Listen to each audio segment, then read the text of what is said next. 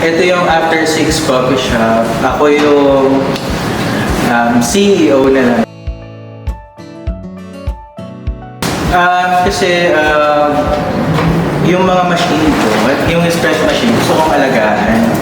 At the same time, lahat ng yung mga drinking water and yung ice cream ay malinis siya tubig. Hindi siya makaka-apekto dun sa machine para yung maintenance madali lang. Matagal masira yung mga machine. Like yung espresso machine. Kasi medyo mamahaling ang mga equipment talaga. So, para maiwasan lang din yung additional cost to be incurred in the future. Kasi dito sa place na Imus, medyo mahina na yung connection ng Maynila. So,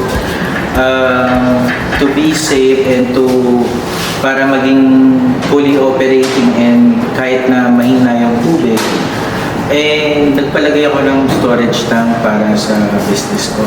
Kasi yun ang magiging puhunan ko naman yung water talaga.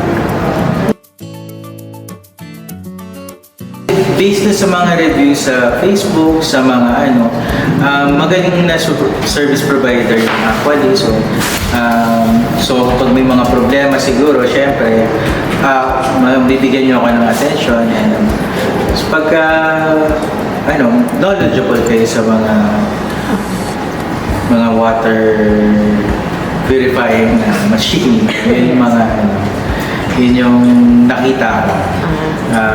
And siyempre yung cost medyo mas mura compared